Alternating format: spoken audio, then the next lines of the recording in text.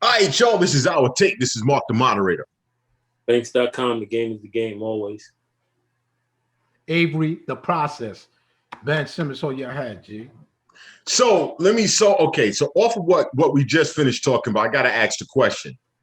How do you feel about Kevin Durant not being able to get you one game in a game 7 at home, the must win to get to the next round of a series? How do you feel about it?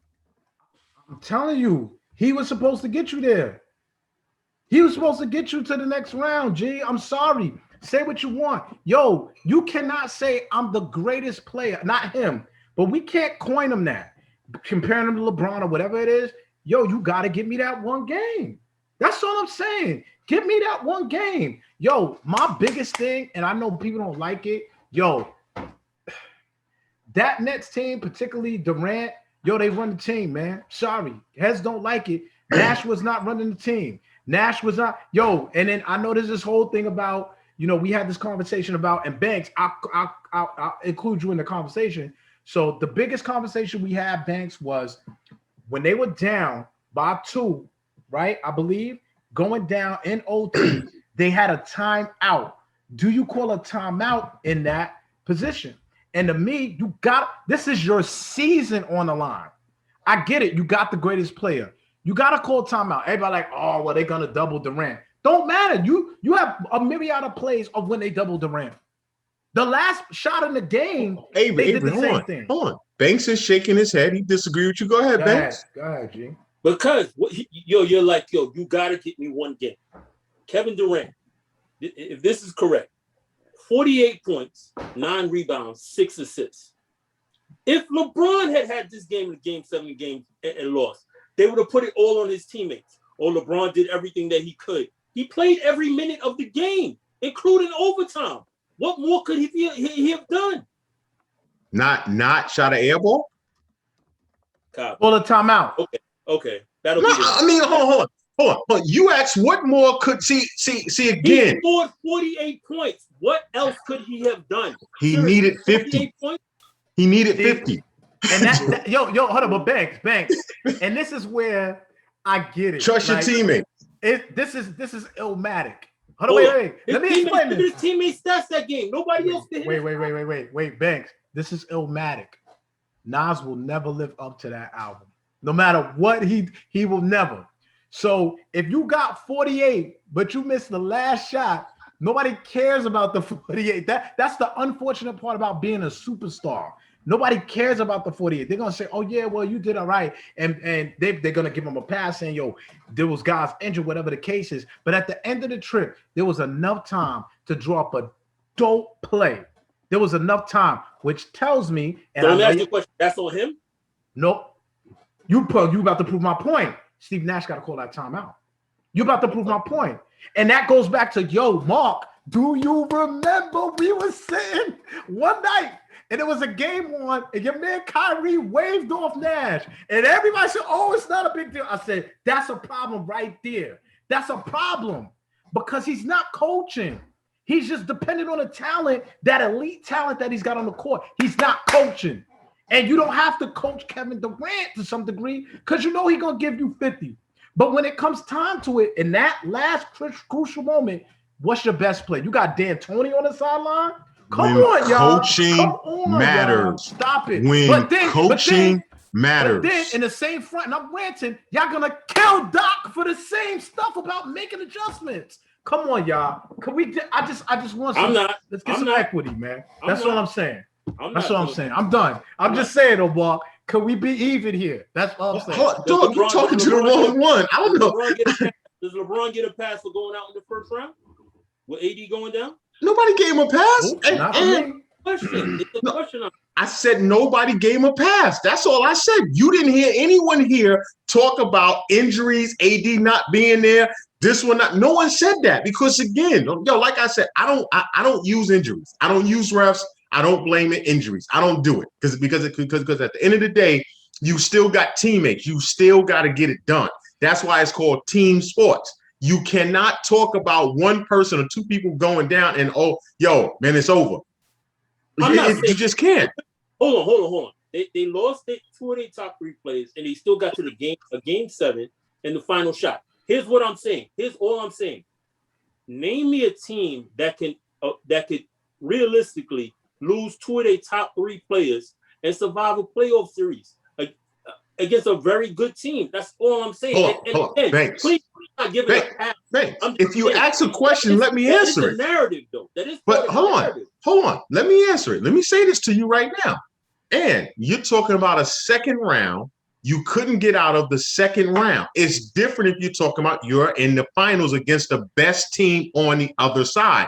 You're not going up against the best team. You're not. You're going against the 3 teams that clearly. Hold on. Let me finish, Banks. Hold on. Banks. The Bucks is not a super team. Am I right or wrong?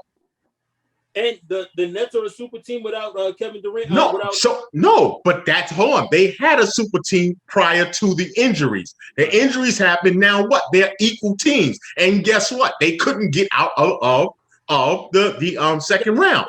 So hold on. How is that not fair? They're not equal teams. Chris Middleton is a very, very good player. So is Drew Holiday. I love this. Yo, Banks, at no time did y'all talk about Chris Middleton was that the Bucks was a super team. The Bucks was super great, super good. No one even trusted the Bucks. So a super team or you're trash. That's it. But nobody trusted the Bucks. Am I right or wrong, Banks? The top teams, hold on. The 3 top teams in the East that everybody said clearly separated themselves from everybody: Philly, Milwaukee, and Brooklyn. Right? And they played one of those teams, and they lost 2 of their best players, and they lost the series. But listen what I said. You talking about 2 teams who was just as equal because they weren't super teams. Why? No. So hold on. Okay. All right. So hold on. Let me ask a question. Kevin Durant. Let's just match up real quick. Kevin Durant and Greek Freak. Maybe not equal, but let's call them both superstars.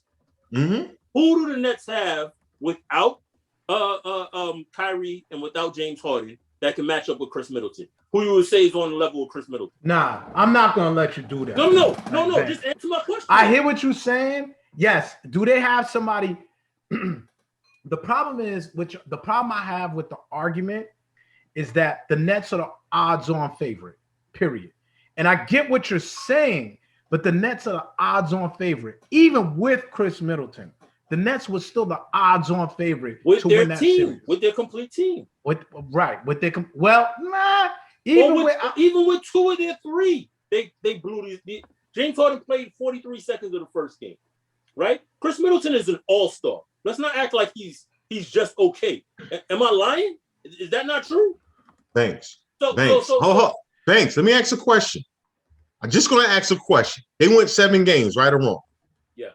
Okay. So that means that the Nets won equal amount of games up into game 7 as the Bucks did, right or wrong? Yes. The deciding factor was game 7. Am I right or wrong? Game.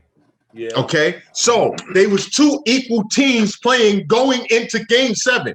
That's what it was. The series swung back and forth. You can't sit here and say all of a sudden, okay, they didn't have this, they don't. It was still an equal series because it went 7 games. It came down to the last shot. So the story of this 10 years from now, 15 years from now, you're telling the story of this series, and somebody looks at it and goes, yo, how did this Nets team lose with these 3 elite players?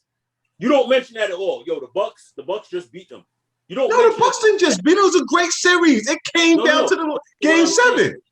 You're saying injuries are not part of it. So if you're telling the story to somebody 10, 15 years from now, you just want to say the Bucks are just a better team. The Bucks just won.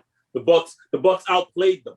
You're not going to mention that the fact that 2 of their 3 best players went down. No, but see, here's the thing, man. Like, and this is what I said is the slippery slope, right? This is what I keep saying. You can't use injuries in this concept because at the end of the day, the Nets were expected to win the chip. Any year without them winning the chip is a failure.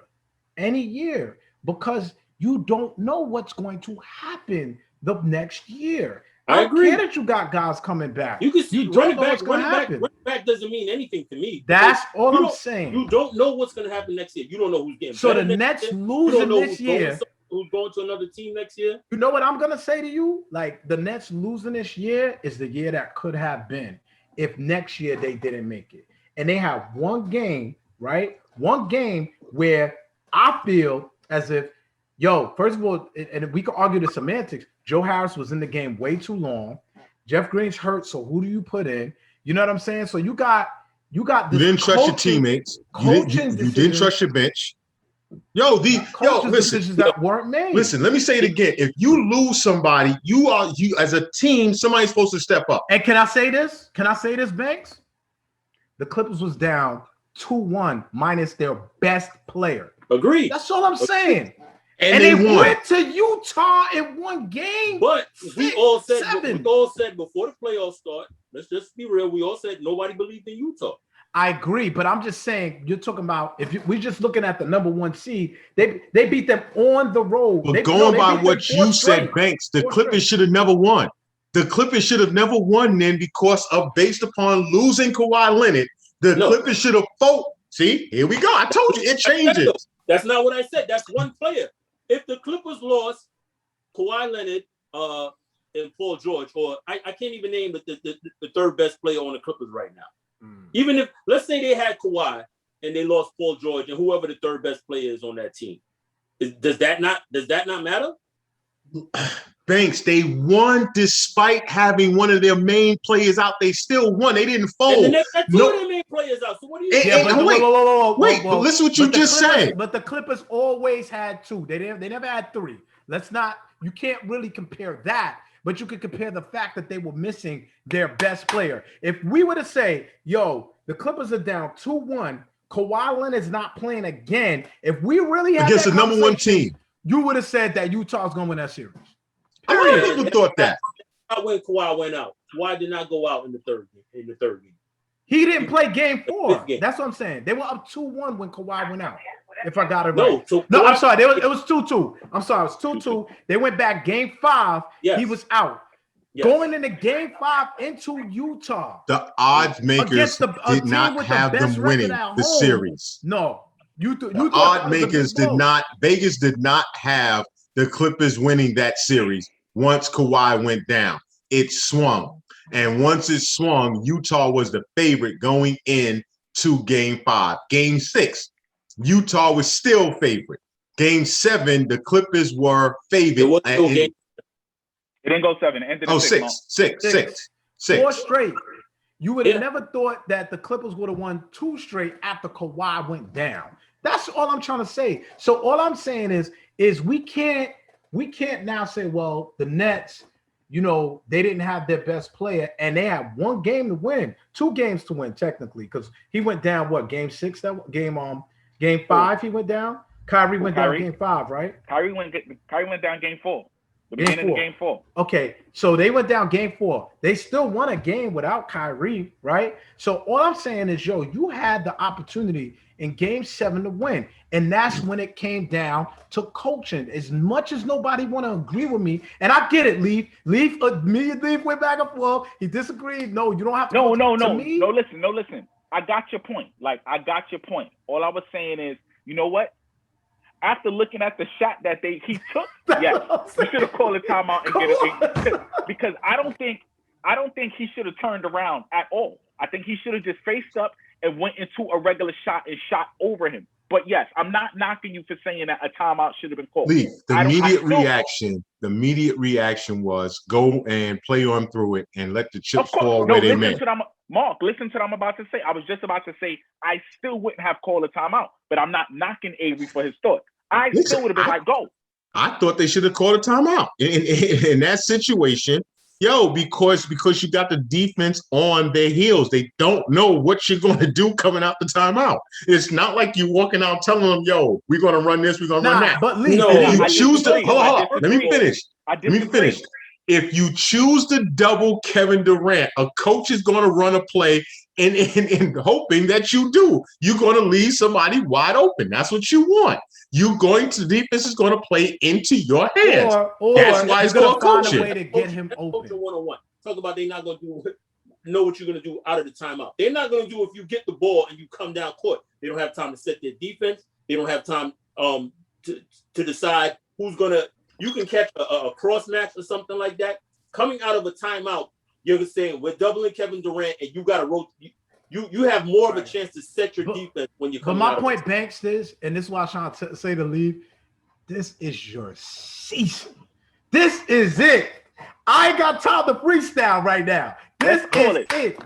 All right, let's talk about it. The first mistake. All right, hold on. We got to come back, but I just want to teach you something, Banks. In a situation like that, your defensive coach got a call. If there's a double team, if they're going to double team, they can do it right from the actual bench. They make a call and a double team happens. Just let you know, it's not about the timeout. What I'm trying to say is, if you get the rebound and come down court, anything can happen in that situation. People make mistakes. You can call a double team from the bench and leave somebody wide open because the wrong person. I agree with Banks. All right. I agree with Banks. All right, we'll be right back. All right, y'all, this is our take. We'll be right back.